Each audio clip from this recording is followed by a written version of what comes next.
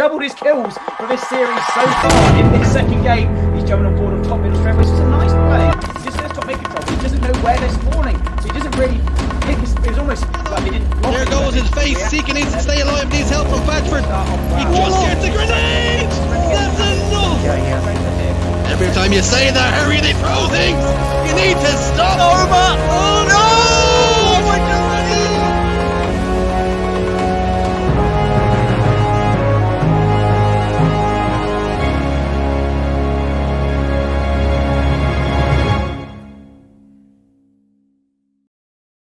Hello and welcome back to the EGL Spring Series. What we have now is Losers Round 5, but let's see how we got there. Let's take a quick peek at the bracket and see what happened to get us to this point. Now, Losers Round 4, we had Stream the Dream up against More Power. More Power took that down and they pushed themselves to Round 5. West 1 Esports up against Der Schone und the Beast. I hope my German was on point. Unschont Don't the Beast actually came out on top against West 1 Esports, and they are also in round 5, which I believe will be featured on our B stream. Michel Sardou up against Tired in what would have been a really, really close game. Michel Sardou, fortunately for them, they managed to come out on top, and they're now in round 5. And then we had the Beninging, try to say that at home, the Beninging, up against In Control Nation. And In Control Nation actually consists of Sanart and Jesus, and much to my surprise, they actually fell by the wayside. They are now eliminated, and the Beninging are now in round 5 up against Michel Sardou. So I like that these European teams, Jim, are making it really difficult for me to pronounce their names.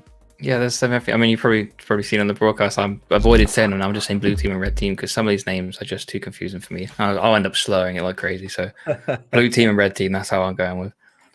I will try and keep it professional and say the Beninging and Michel Sardou as much as possible and try to butcher it even less and less as we go on. But up now, we've got Denise and Permission up against Exertos and Mada.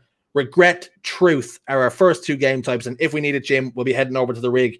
With the way these two teams are matched up, do you see either team having the upper hand? I think Exertos and Mada probably have the upper hand. They're the two we've seen, and I think they played pretty damn well when we did win. We haven't really seen much of Denise and Permission because they've been on the Bravo stream. So I think definitely the red team is going to have a bit of an advantage. I think they played it pretty well, and they were pretty on top of power-ups, if I remember correctly, from watching them versus Divine Beast. So definitely Mada and Exertos doing bits before. So Michel Sardou, maybe Jim just tipping his hat, give them the advantage in this game, but the Beninging will be looking to maybe answer back and try and put some score on the board. Just like that, they've had a perfect start, a burn on the overshield, and a couple of kills in their favor. A fantastic start for them. That's definitely a repeat of what we've seen from Mada and Exertos before. They both went for the power-up again. Yeah. They both rushed it, and they did that on Truth, I believe, before, and both died from it. So it's just definitely weird starts from them, and puts the Beninging. I tried it on the lead. I tried. It was close enough, Jim. I'll give you an A for effort. The Beninging, we're starting to sense a team from the boys on Michel Sardou where they both push for these power-ups, maybe putting too much emphasis on it at the start and really putting themselves on the back foot, but they've managed to answer back here with a couple of kills on their own mission in a 1v1 with Mada. Mada says no, there's a fresh 5, but does ultimately get traded out, and now we're seeing Exertos top middle not really in any sort of position to help his teammate out, and that is something we're also seeing a lot of, is one player being really aggressive and the other player being a little bit more passive. Yeah, that's definitely interesting to see. It was perfect. It's absolutely perfect fire shot from and then before, but looks like Exertos getting isolated right there, and Mad is now in a 1v2 top mid. I'm surprised he's staying out top mid. It's good to see him drop and wait for his teammate to come off respawn right there. Let's see what they do. And they're straight away switching targets. This is perfect from the blue team. They just ignored the person that dropped down bottom mid and went straight for that player. The Beninging have had a fantastic Beninging to this game. 6 kills to 3, ahead by 3. We will see another overshield in 20 seconds or so, Jim, and if the Beninging can secure that, we might see them extend this lead. I don't know how you're catching it up with the name, but yeah, 20 seconds roughly to this power up. I hope they don't double push it like they did before and come at this a bit differently. It looks like they have top mid control, which is definitely good, and I think they should push this kill. They should challenge a kill down, get them in a 2v1, put themselves in an advantageous position, right? Get the 2v1. But it looks like they're playing it slow, and they're kind of waiting. They're waiting for blue team to make a move, which I don't think is the right play there. Like, they just forfeited it. I'm not really sure what the game plan was there. It looked as though both teams, Jim, were almost playing a game of chicken and wanted to see which one would blink first, and ultimately it was the boys on Michel Sardou who dropped down and made the first error and sacrificed that overshield. And now you've seen the Beninging pushing home that advantage, 10 kills to 5. They're playing pretty well and they're starting to impress me. Yeah, it shows why they're at this point in the bracket, right? They're definitely playing a lot better than I expected them to. I didn't really know too much about Denizzi and Permissions, but they're playing really well. They're doing very good at isolating. Like I mentioned before, that you see that they're on the collapse there, they're pressuring, they're forcing their opponents to have to do something, and it's really good to see outside of Cartel teams doing that.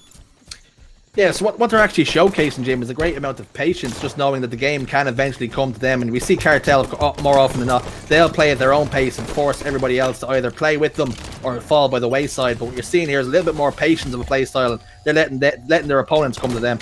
It worked perfectly fine because they're still in control. They may not be aggressive and reckless like your Cartel would be, but they're still in control. They still have top mid, they still have, you know, the other team on the back foot.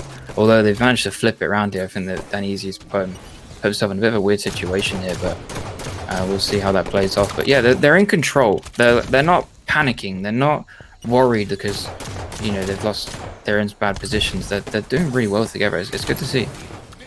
We will not see Panic and Skywalker feature on the stream just yet. 13 kills to 5 in favor of the boys on the Beninging squad. And we're seeing what you don't want to see in a doubles competition, Jim, is you're seeing Xertos and Mata starting to turtle up and invite the pressure onto them. Yeah, they kind of bait each other there. Like, they started a fight and Xertos just left. He just left his teammate to die right there and didn't even get trade out of it. He was in a good position. Like, the Denizzi didn't actually see where he was. He was crouched underneath him in the P attic, and he just kind of just bait his teammate. Not the best play, but we'll see how this goes for this overshield. Be a huge double kill right there if Xertos takes it, but it looks like another overshield going to Permission. They're on top of it. They're absolutely on top of it. It's back to back overshields now. As Jim says, they are on top of it, and I like this aggression from them. That's something we didn't see from the boys on Michel Sardou when they had overshields on this exact map. They played a little bit too passive for our liking over here, and we're seeing them trying to pinch spawns with what looks as though an enemy team member had just slipped through the cracks. Now we're seeing them both set up around car 1 is Michel Sardou. Not a great place to be positioned here, Jim. It's not a great place, but it's a good counter to the aggression, right? You slip out. It's what ends up happening on a split. The best thing to try and do is get into car 1, try and get to your teammate, but in a way that the opponents have to find you. You can be sneaky, and it is a good play, but it's tough to get out of it again. But at least you can double up with your teammate. Sadly, in that situation, it didn't really work, but it ended up working, I guess, in the long run, because they've managed to get themselves in control, and we'll see what they do when they're in the upper hand. Now we've seen Beninging with a very good particular set of skills and managing to track down these players with very little problem. Denizzi puts a couple of shots in and gets a melee as well. Xertos and Permission end up getting traded off. That's 21 kills to 10. And if you're Beninging, you can do that all the live long day, and you're going to close out this game. They only need 4 more kills, and Xertos and Mata in the biggest of trouble. Yeah, all they got to do is just trade. That's all they want to do. They can just, you know, play aggressively, just get these trades, because all they need is 4 more kills, and as well as the opponents need another 14 more kills. So trades work in favor. Unfortunately, there wasn't a trade right there, and actually it looks like there's 2 deaths right there, and maybe another opportunity for a comeback right here. This overshield does come up in about 15 seconds as well, so be interesting to see who gets it. This next overshield could be pivotal. We might see another Cartel-esque comeback on this game. Of course, they are down by a significant more than Cartel were in this position. But Mata in a 1v1 does get taken down by Denizzi, and that will open the door now to secure this overshield and to secure this game. 2 members down. He's no doubt going to wait till he sees members spawn up, pop that overshield into his chest low. He probably doesn't need to do that in this particular state, as they only need 2 more kills. We will not see another one for the rest of the game. Permission gets that kill onto Mata, last man alive, top middle, hunt him down in a pack. Xertos desperately trying to scramble away, evade the attentions of the enemy players. He just about does so as well. I like that movement from him. Gets himself out of dodge, but not out of trouble yet. They might just find themselves out of the frying pan into the fire, as Mata is in a 1v1 engagement with the overshield player in big trouble, the biggest of trouble. 2 members drop down, and somehow he almost managed to survive, but 25 kills to 12, and Beninging, Jim, they take map number 1. Yeah, they played that really well. I was definitely not expecting them to play that efficient as a unit. It's a really good duo ship right there. And on top of power ups as well, they were on it. Every single power up, they're on it. I'm glad, although like you said, it didn't really need to happen. Them waiting to pick up the overshield because they only need 2 more kills. But I'm glad to see them doing it. You know, they have the heads up play. They're thinking that far ahead that they can control the map in every single situation, whether it's map positioning or your power ups. And we look at the stats, Jim.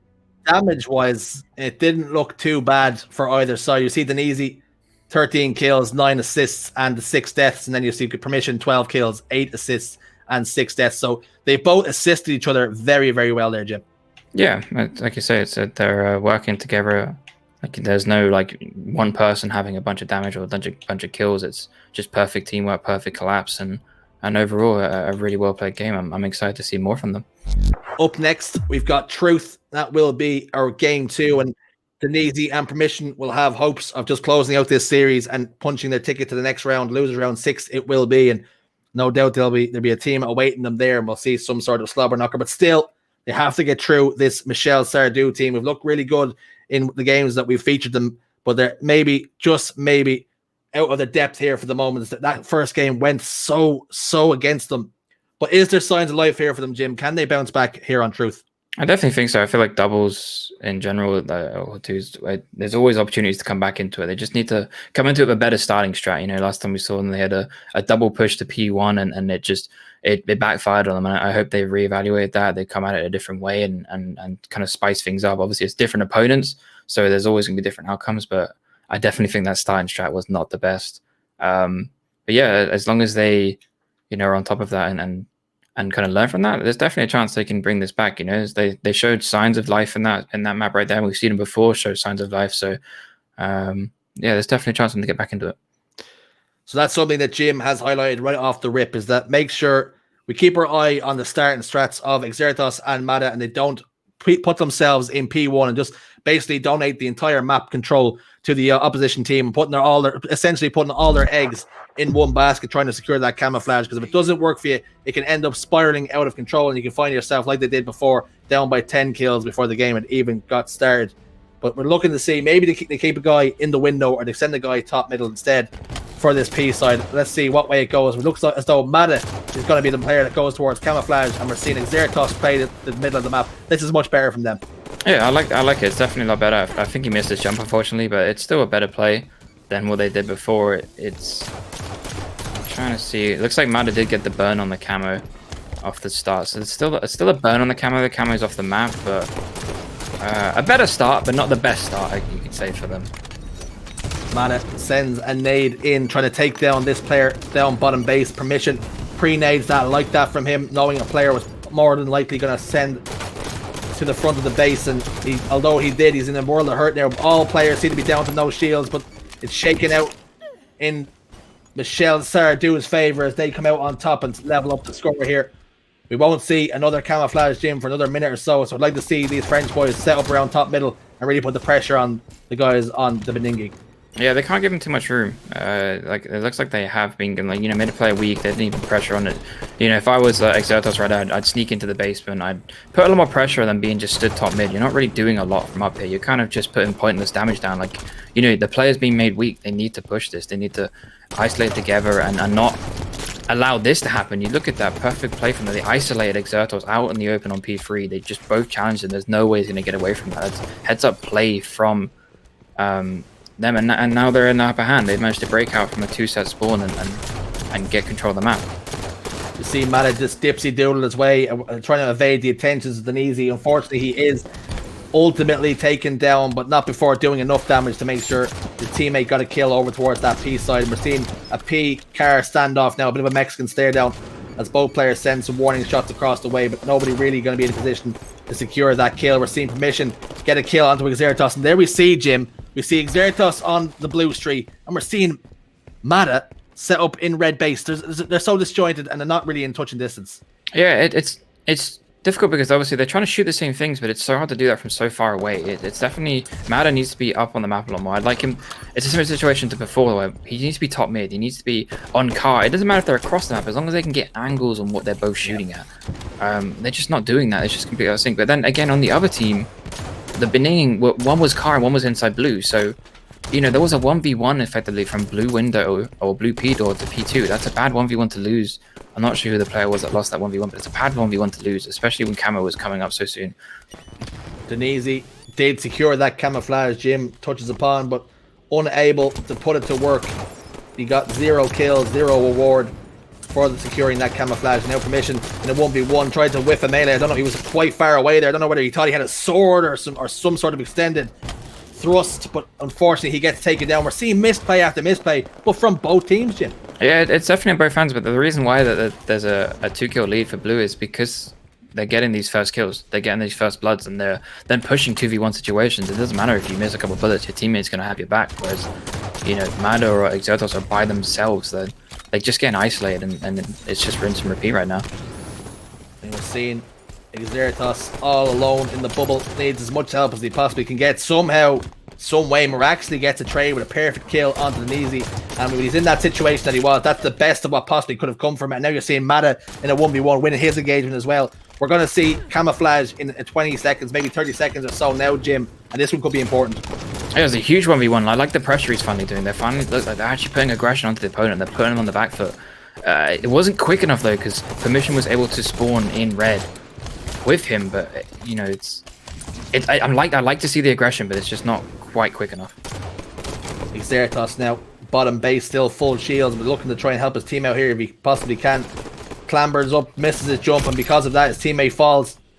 Had he made that jump, his teammate possibly would have fallen anyway, so maybe no harm, no foul in a 1v1. Now, can he get the smack? Yes, he can. Reversal brawler medal comes through. Double melee. Now he's going to camouflage this. Can he get the kill? What a play. What a play from Exertos. Huge play right there. Guarantees the camo, guarantees the timer. You know, and that puts them in control. It's an even game right now as well. I'd like to see him be a little bit more passive, not be the first point of contact. His 2 members go down. We're seeing Exertos get a double kill with that camouflage as well. That's 4 unanswered kills for Exertos. That huge 1v1 engagement we meant that he secured the camouflage, and now he's used it to push the envelope, push home his advantage. Great plays out of Michel Sardou, and now we're seeing turtling up in the bubble area. I believe there's a team nade as well that allows him to get the double kill, so very unfortunate. I think that Denise naded his teammate permission there. And look at this, they're so trapped that what can they do right here? They have a camera pressuring them, and they're both trapped in the bubble. They're just gonna, you know, bleed out and die right here. Like, what can they do to counter it? That's such well played by Mada and Exertos to isolate the spawn point, pressure it, and keep them there. If you're the Beninging there, Jim, and you see that player is over towards camouflage, and you do not see that other player, do you maybe have a conversation with one another and say, listen, we're going to die here, we stay here, let's thrust towards that camouflage player and try and take this, make this a 2v1 if we possibly can? I think ideally you want to try and push the opposite opponent, right? Or at least shoot the first person you see, which happened to be the camo player. So maybe, yes, the camo player, but you kind of just got to double hit one play and hope it kind of plays off. And it's hard to do that, and I think it definitely was played extremely well by red team. Sometimes you just have to make the decision to stick or twist. Unfortunately, they done neither, and both ultimately paid the price. They fall, and now the lead, 5 kills. Another camouflage going to be up as well. We've still not seen Exertos die yet, I don't believe. Tac mag in his hand, 6 bullets to play with. Denise taken down to half shield, but as too is Exertos. Exertos pushes that advantage, killing frenzy for Exertos. Single-handedly putting this game on his back pocket. He's 15-5 right now with that frenzy comfortable. Camo coming up soon. I like that he's using the tac mag as well. You haven't really seen it too much, but he's making the most of it right now. They should really pressure this camo player, right? He's going to most likely get the camo, or actually potentially not the timing. It's not been up yet. Perfect timing. What a collapse that was, and they're just going away with this lead. Exertos had the last timing down to a T, knowing he had about 5 or 6 seconds to play with there to get across and contest that player, trying to get the free camouflage. Heads up play from the boys on Michel Sardou, and they secure yet another camouflage. And now we're seeing, at least we're seeing these boys on the Beninging rotate together inside red, but they're just being met with brute force, and Exertos and Mada not letting them breathe. 2 kills again in their favor, and now it's just a matter of time of waiting for them to spawn back up again in blue and rinse and repeat here, Jim.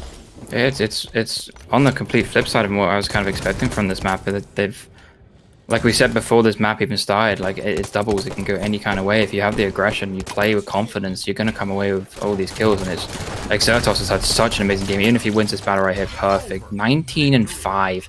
I think he was 1 away from a run and riot. That's amazing. 19 kills to 5. You've heard Jim right. 19 kills. Only 25 kills in a whole game to play with. And Xertos has taken 19 of them. Greedy Frenchman.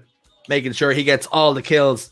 Mada, though, 6 kills, 8 assists, and 9 deaths. It was definitely the Xertos show. He took that game by the scruff of its neck, Jim, and made it his own. Yeah, perfectly played. If you can't,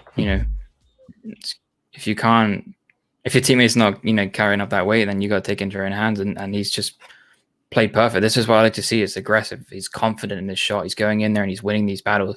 Permission, right at the start of the game, he looked like he had a bit of a windmill going to him. So maybe he's got a bit of nerves going on there when they're inside red base. He got the kill, but like his aim was a bit shaky. So maybe there's a bit of nerves going to him. And especially going into game 3, it's really going to be, this is do or die right now.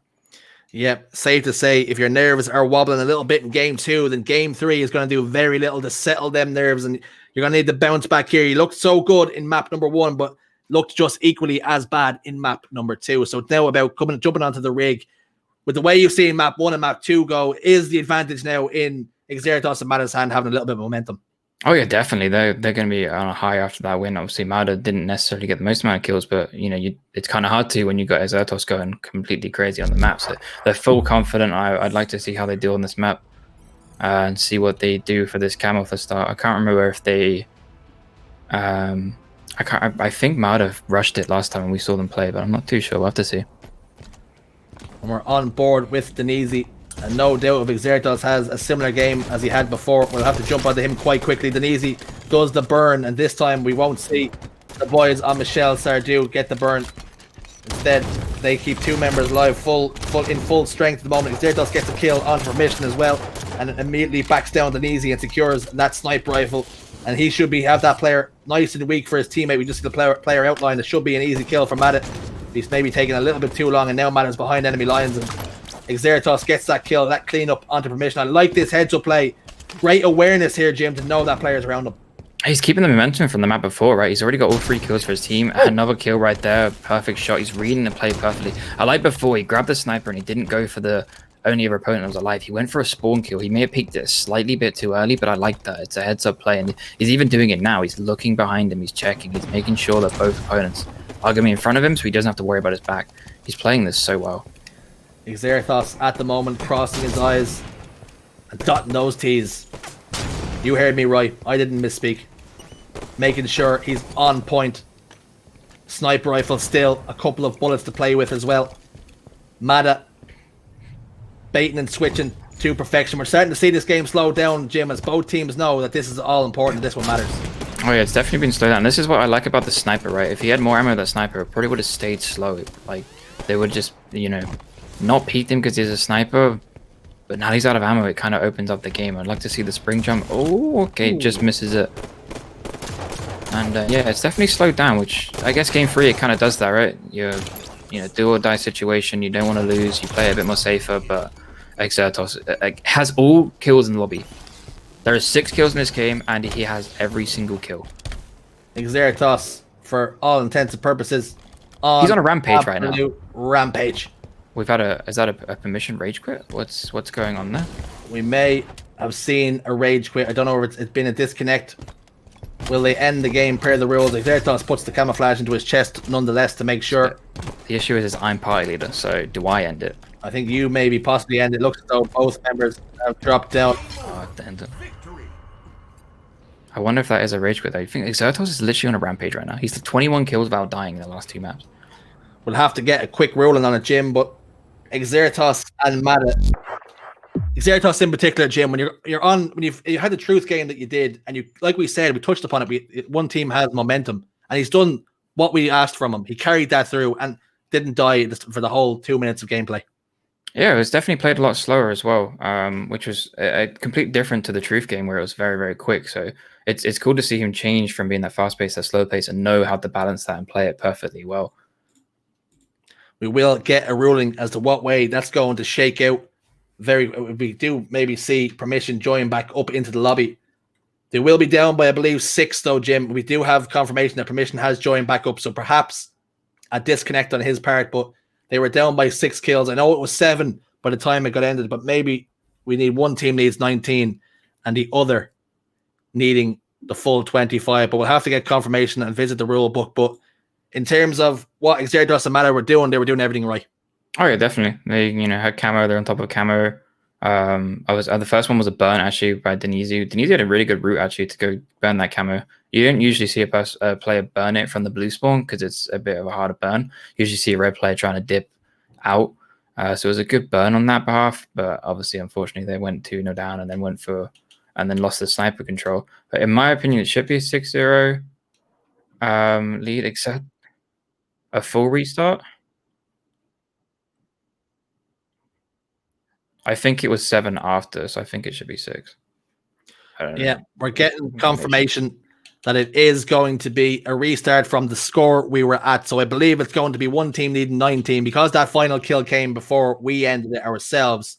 I think it's only fair that we make that the 6 kills. So it's going to be 19 kills required for the boys on Michel, Sardou, and the Beninging needing the full 25. But whose hands does this play into now, Jim? You've been on the side of a winning team when it's been a restart and the losing team, but who does it favor? I think it still favors red team. Obviously, they still had the lead. The momentum's still in their path. They weren't the one experiencing discount. Obviously, it's gonna suck because they had their full momentum. They just were getting ready for new camo. The sniper was out of ammo, but the sniper kind of was relevant there. But it's still a lead. Obviously, there's still 6 kills ahead, right? They still have momentum. It's unfortunate the disconnect, but definitely still in favor of them. So, if you're Denise and if you're Permission, you maybe take this and you run with it. You use this as exactly what it is, a full reset. If you can get yourself started here, Jim, get yourself up ahead of steam and maybe get the better of the early engagements and get 2 or 3 kills, unanswered kills, hopefully. You're only within 3 kills then, and maybe you can start to play with that and move and maybe start to answer back. But we're going to need to see a good start here from the Beninging lads, or if it goes the other way, Michel, the boys on Michel, Sardou, they're going to be in dreamland.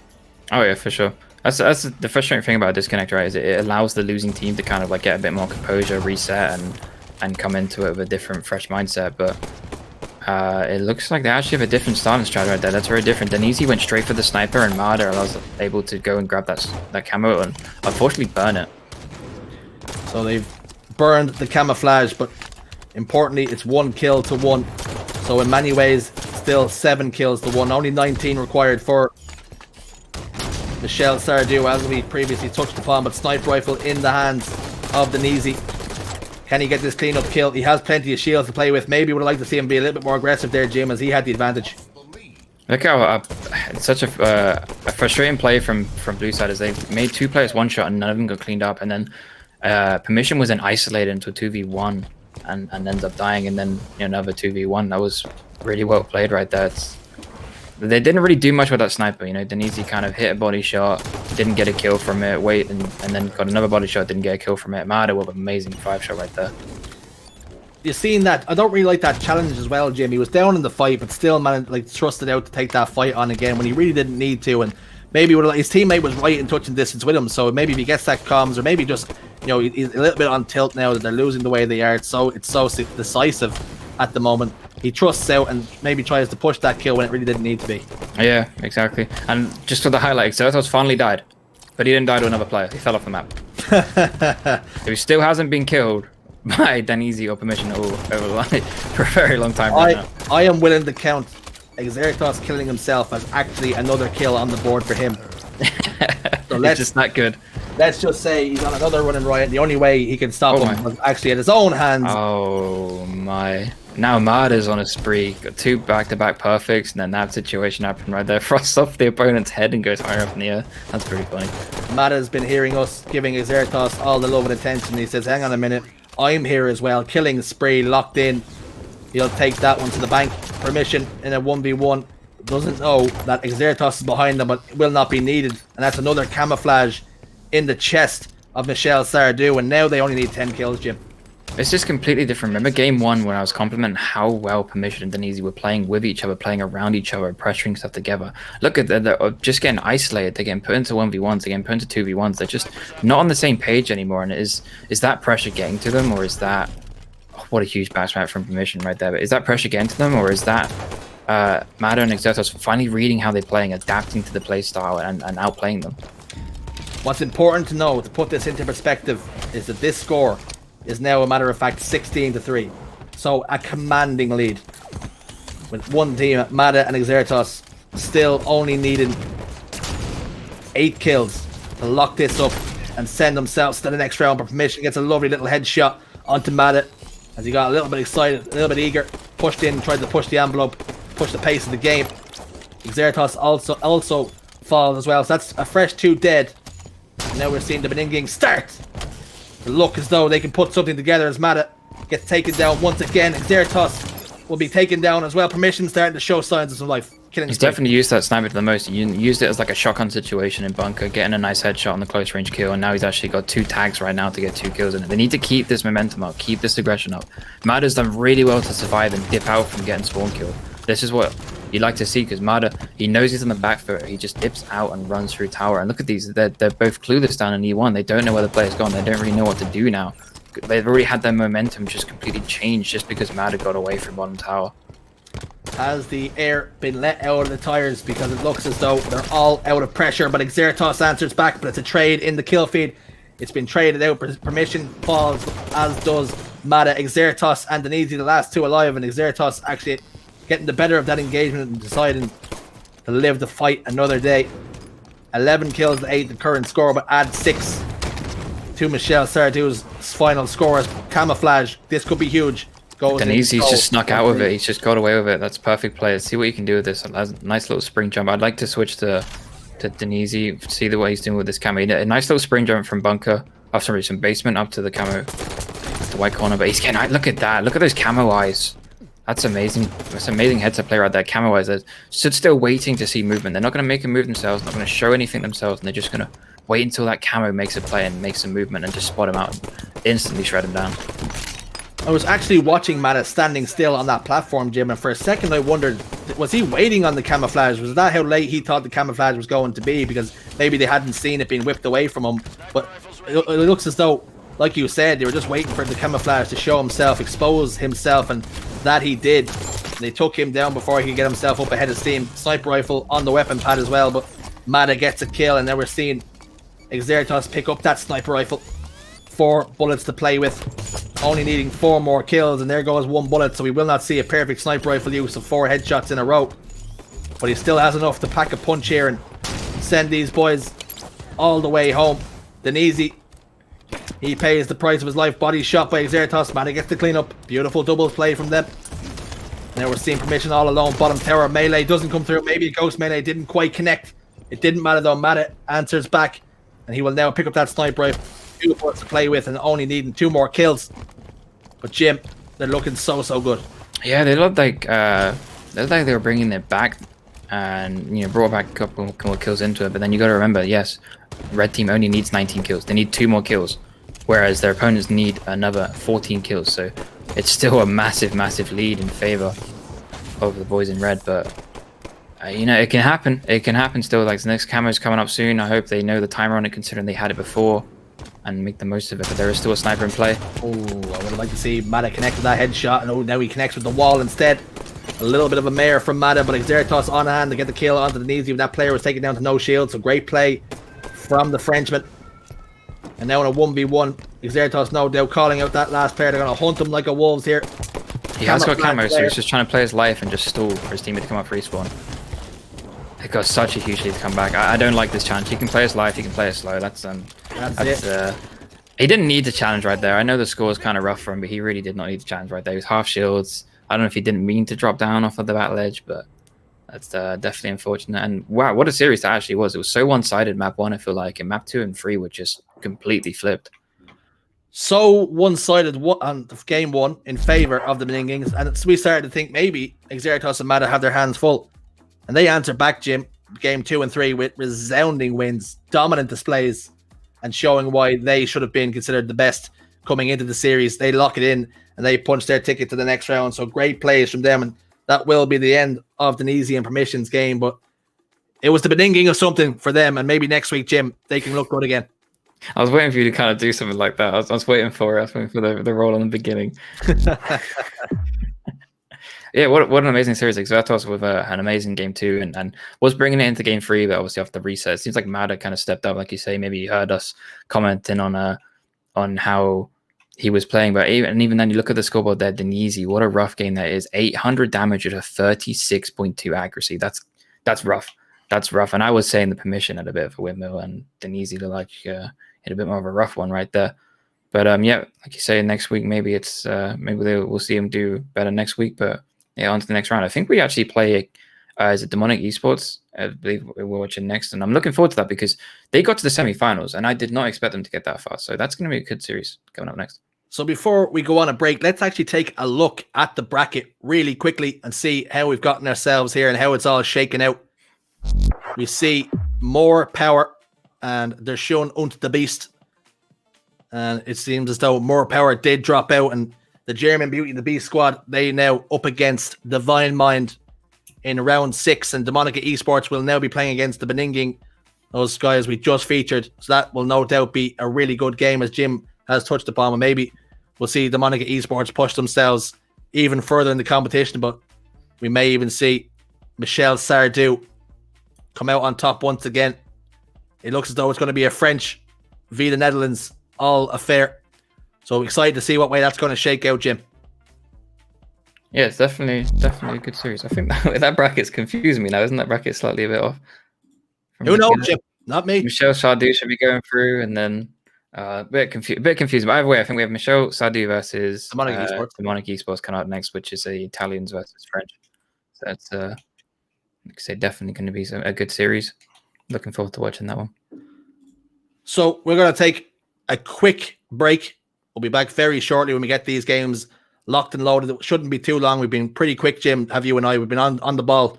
So get yourself maybe a quick munch, put some popcorn in the microwave, and hopefully we'll be back before then.